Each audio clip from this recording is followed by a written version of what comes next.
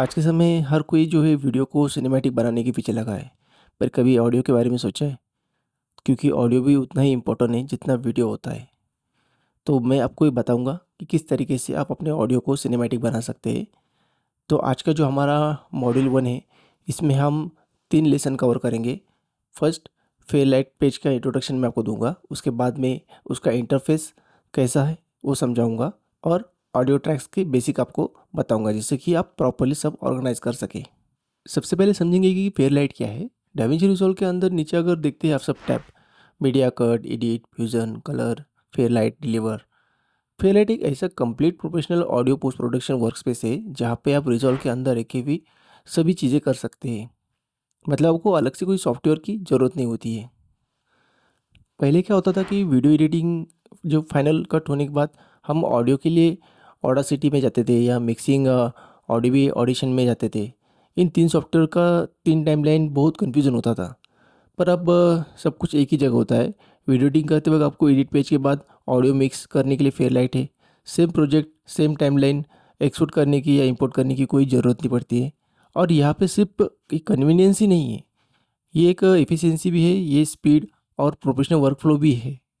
तो अब सवाल है कि क्यों फेयरलाइट? ऑडासिटी फ्री है, एंड ऑडिशन भी फ्री है, तो फेयरलाइट ही क्यों सीखें? ये एक इंटीग्रेटेड है, मतलब ऑडियो और वीडियो दोनों की टाइमलाइन एक पे होती है। तो कुछ भी चेंजेस आप करते हो तो ऑटोमेटिकली वही चेंजेस आपको वीडियो में भी रिफ्लेक्ट होते हैं।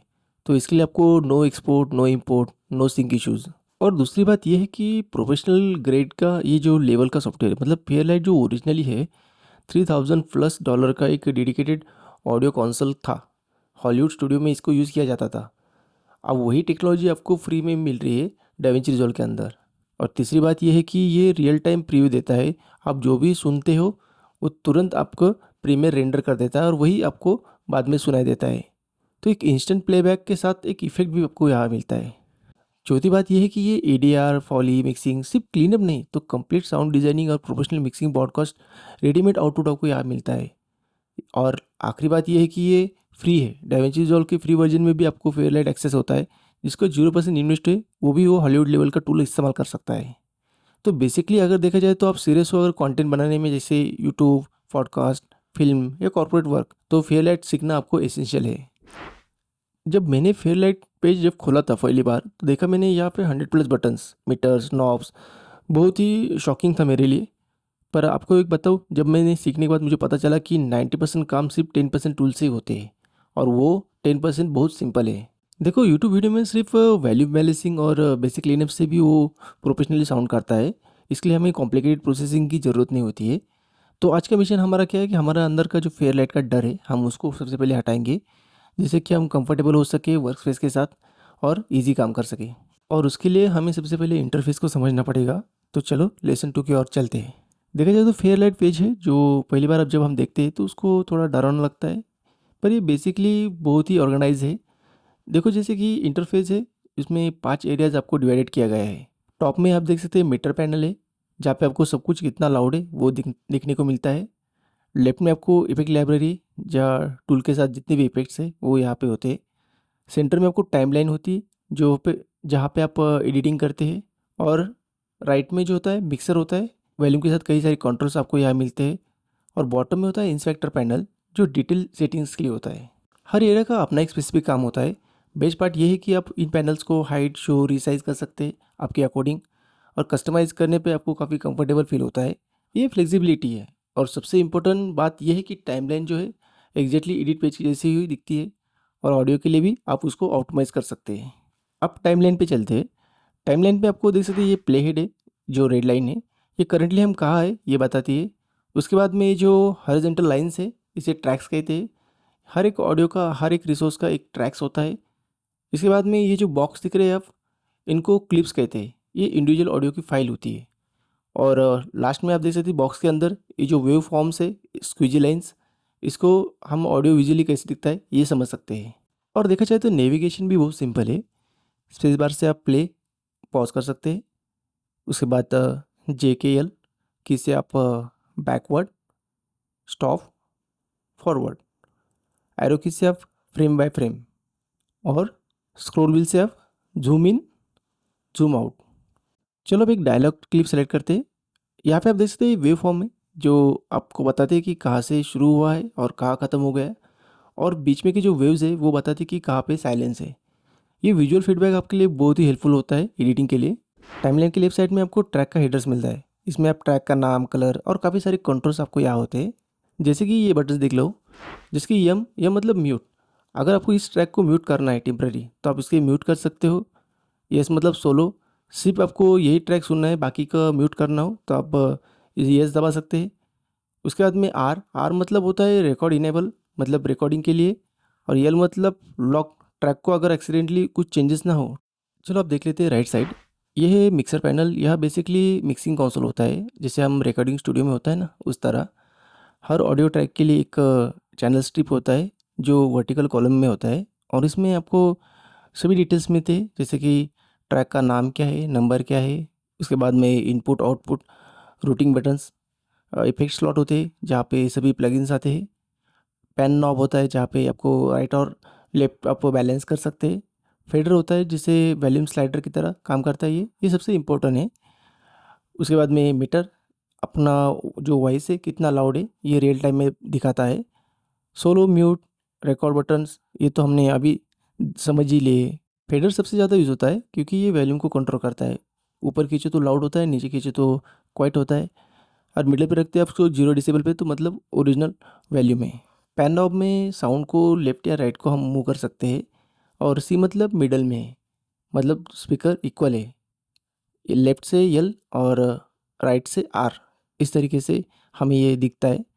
फॉर एग्जांपल अगर इंटरव्यू में अगर दो लोग हैं और एक लेफ्ट में है और दूसरा राइट में है, तो हम उनका जो वॉइस है उस तरीके से हम उनको मूव कर सकते हैं ताकि इजीली ऑडियंस उसका डिफरेंस फील कर सके।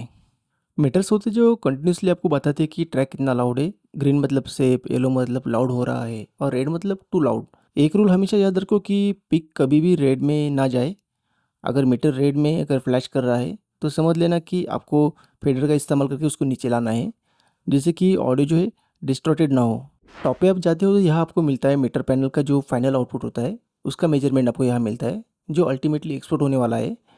यहाँ पे दो इंपॉर्टेंट मीटर्स है। फर्स्ट है कि लाउडनेस मीटर जो LUFS कहते हैं, जो ओवरऑल लाउडनेस के स्टैंडर्ड के अकॉर्डिंग होता है। और पीक मीटर्स जो DBFS, जो हाईएस्ट वॉल्यूम स्पार्क दिखाता है। LUFS मतलब क्या होता है कि जो ब्रॉडकास्टर्स या स्ट्रीमिंग प्लेटफॉर्म्स होते हैं उनका एक स्टैंडर्ड होता है। जैसे यूट्यूब का होता है -40 LUFS, और पॉडकास्ट का होता है 16 LUFS। तो ये मीटर बताता है कि आपका टारगेट पे क्या हो रहा है। वैसे आप कलर से ही सब कुछ पता कर सकते हैं। Green perfect zone, yellow loud but okay, red मतलब danger too loud. Beginner level पे आपको इतना याद रखने की ज़रूरत नहीं होती है। बस आप कलर देखिए और उससे सब कुछ आपको समझ में आ जाएगा। लेफ्ट साइड में आपको इफेक्ट लाइब्रेरी मिल जाती है। यहाँ पे सभी टूल्स और प्लगइन्स मिल जाते हैं आपको। इसको यूज़ करना काफ़ी सिंपल है। बस इफेक्ट को ड्रैग करो और ट्रैक पे आप ड्रॉप कर दो, ऑटोमेटिकली ये लग जाता है। और आपको इसके जो इंस्पेक्टर पैनल में जाते हो तो आपको डिटेल्स में सभी चीज़ें मिल जाती है, जैसे कि वॉल्यूम डिसेबल में मिलता है, पैन पोजीशन, उसके बाद में पिच में यहाँ पे अगर आप लगाया हो तो, या EQ कर्व अगर अप्लाई किया हो तो। हम यहाँ डायरेक्टली वॉल्यूम को टाइप कर सकते हैं। प्रिसाइज कंट्रोल के लिए बहुत यूज़फुल होता है। ये तो हो गया इंटरफेस ओवरव्यू। पहली बार में सब कुछ याद रखना ज़रूरी नहीं है, बस आप फेमिलियराइज हो जाए। अब समझते हैं ऑडियो के बेसिक कंसेप्ट को, मोनो और स्टेरियो। मोनो मतलब होता है सिंगल चैनल, एक माइक्रोफोन से रिकॉर्ड किया गया होता है जो एक स्पीकर हमें सुनाई देता है। टाइमलाइन पे आप जो भी मोनो ट्रैक देखते हो स्पेशली वो डायलॉग के लिए ही होते हैं, क्योंकि ये जो होते हैं डायलॉग ये रिकॉर्ड हुए होते हैं ल्यू माइक या बूम माइक में, तो इस वजह से। स्टेरियो का मतलब होता है टू चैनल्स, लेफ्ट और राइट। दो माइक्रोफोन से ये रिकॉर्ड होता है, इसलिए हमें दो स्पीकर सुनाई देते हैं। इससे ऑडियो में विड्थ और डेप्थ आता है। स्टेरियो ट्रैक्स में दो वेव फॉर्म्स आपको दिख सकते हैं। ऊपर का जो होता है लेफ्ट के लिए होता है, नीचे का राइट के लिए। म्यूजिक यूजुअली स्टूडियो में ही होती है। सुनने में डिफरेंस ये होता है कि मोनो डायलॉग में आपको सिर्फ सेंटर से आवाज़ आती है, एकदम फ्लैट फील होता है। और यही स्टूडियो में आपको लेफ़्ट और राइट दोनों तरफ से आती है। बिगनर्स के लिए सबसे बड़ा कन्फ्यूज़न ये होता है कि मेरा डायलॉग मोनो पर है, पर मैं दोनों भी स्पीकर पे सुन रहा हूँ। देखो इसका मतलब मोनो सिंगल है मतलब इसका मतलब ये नहीं कि वो दोनों स्पीकर पे नहीं बजता, वो दोनों स्पीकर पे बजता है पर वो इक्वली बजता है। उसके अंदर आपको जो लेफ्ट और राइट का जो होता है उस तरीके का फील आपको नहीं मिलता है। इसके लिए सिंपल रूल्स होते हैं कि डायलॉग के लिए हम मोनो इस्तेमाल करते हैं क्योंकि इससे क्लैरिटी आती है। म्यूजिक के लिए हम स्टेरियो क्योंकि ये फुलनेस करता है पूरी तरीके से। और साउंड इफेक्ट जो होता है ये कॉन्टेक्स्ट पे डिपेंड होता है। इसके बारे में हम और आगे जानेंगे। अब सीखते हैं ट्रैक्स को प्रॉपर्ली ऑर्गेनाइज करना। ये प्रोफेशनल वर्कफ्लो का फाउंडेशन है। ट्रैक ऐड करने के लिए आपको ट्रैक की जो एरिया है उसमें आपको राइट क्लिक करना होता है। फिर यहाँ पे ऐड ट्रैक सेलेक्ट करो। ये आपको काफ़ी सारे ऑप्शंस दिख जाते हैं। ट्रैक टाइप्स मतलब mono, stereo, 5.1 etcetera. Track name जो आपको चाहिए वो आप दे सकते हैं। उसके बाद ट्रैक का कलर अब यहाँ पे आप चूज़ कर सकते हैं। ये विजुअल ऑर्गेनाइजेशन के लिए काफ़ी हेल्पफुल होता है। नंबर ऑफ ट्रैक्स मतलब एक साथ आप मल्टीपल ट्रैक्स यहाँ पे ऐड कर सकते हैं। ट्रैक ऑर्डर्स काफ़ी मैटर करता है, इसलिए हमेशा जो ट्रैक्स की ऑर्डर है वो सही रखो। टॉप में डायलॉग को रखो, उसके बाद एम्बिशियस, उसके बाद आप एसएफएक्स, उसके बाद में लास्ट में आप म्यूज़िक। इसका वजह ये है कि जब आप मिक्सिंग करते वक्त आप ऊपर से नीचे आते हो तो आपकी जो टॉप प्रायोरिटी होती है वो डायलॉग होती है। तो इसीलिए हमेशा ये याद रखिए। कलर चेंज करना हो तो फिर राइट क्लिक कीजिए ट्रैक पे। यहाँ पे चेंज ट्रैक कलर देख सकते हैं आप, और आपको जो भी आपको मनपसंद कलर है आप उसको यूज़ कर सकते हैं। सेपरेशन का ये फ़ायदा होता है कि आप इंडिपेंडेंट कंट्रोल मिलता है आपको। अगर डायलॉग को आपको लाउड करना है बिना म्यूज़िक को लाउड किए तो आप वो कर सकते हैं, या फिर म्यूज़िक में आपको रीवर्ब लगाना है बिना डायलॉग के तो वो भी कर सकते हैं। हर एलिमेंट को आप सेपरेटली हैंडल कर सकते हैं। बिगिनर जो होते हैं यही मिस्टेक करते हैं कि वो सभी ऑडियो क्लिप्स को एक ही ट्रैक पे डाल देते हैं क्योंकि उनको ये ईज़ी लगता है। पर जब मिक्सिंग का समय आता है तो उनको रियलाइज़ होता है कि अभी इनको प्रॉपर्ली बैलेंस करना इम्पॉसिबल है। एक प्रो टिप्स दूंगा। प्रोजेक्ट स्टार्ट करते ही आप ट्रैक को क्रिएट कर लो और उनको नाम दे दो। जब एडिटिंग कर लो तब आपको ऑर्गेनाइज स्ट्रक्चर मिल जाएगा। बाद में आपको रीऑर्गेनाइज करने की ज़रूरत नहीं पड़ेगी।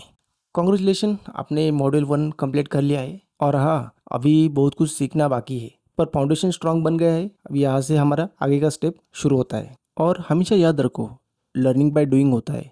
जितना प्रैक्टिस करोगे उतना ही आप कंफर्टेबल फील करोगे और आपके अंदर का जो फियर है वो अपने आप एक्सपीरियंस से चला जाएगा। अगर आपको ये मॉड्यूल हेल्पफुल लगा होगा तो लाइक करो और कमेंट करो सबसे इंटरेस्टिंग आपको क्या लगा, कौन सा कंसेप्ट आपका क्लियर हुआ।